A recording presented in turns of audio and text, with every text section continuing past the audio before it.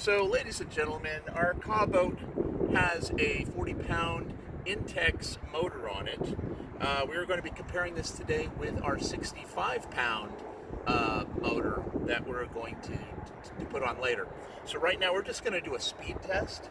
And so Andrew's going to walk the dock as I give it the full throttle, and we'll see what the difference is. And then what we'll try to do too is we'll see if we can get out on the water, and we'll also see if we can't get a timing device or a speed test from the actual phone.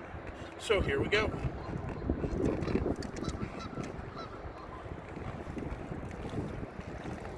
That's it. That's 40.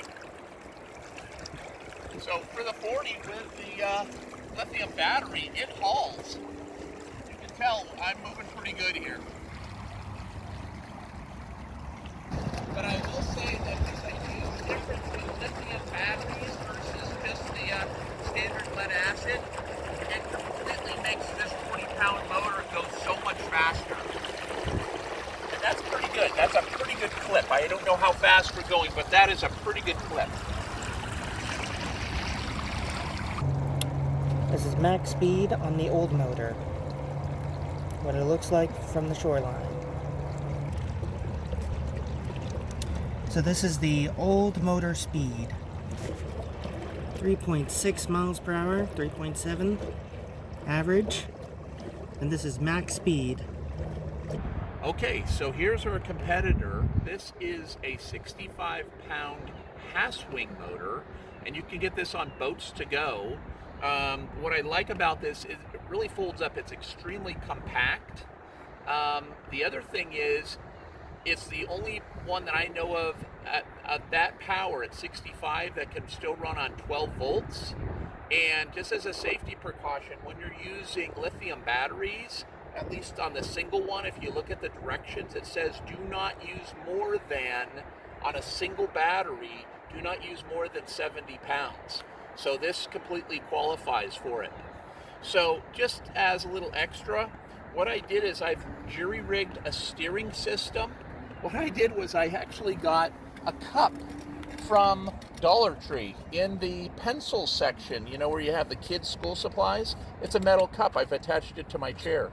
When I want to just steer the boat, you know, to make turns, sharp turns, I can pull my chair like this, and then I can pull this up and I can steer it however I want to.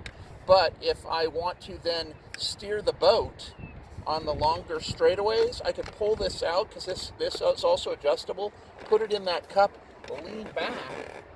Now when I turn my body to the right, like so, the unit is now turning the way I want it to go, and if I turn it this way, then the boat will turn to the left. So I'm just turning my body in the direction I want the boat to go, and it's wonderful. Then I don't have to be turning around all the time.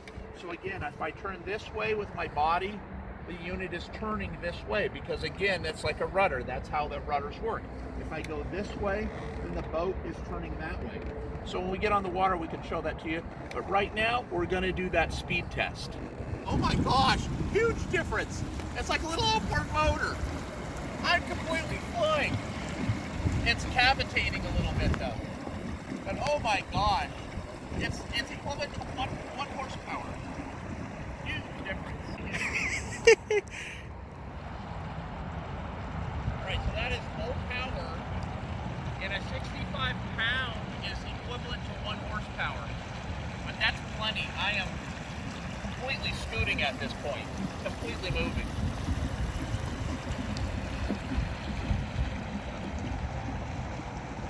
Here's the new motor side angle.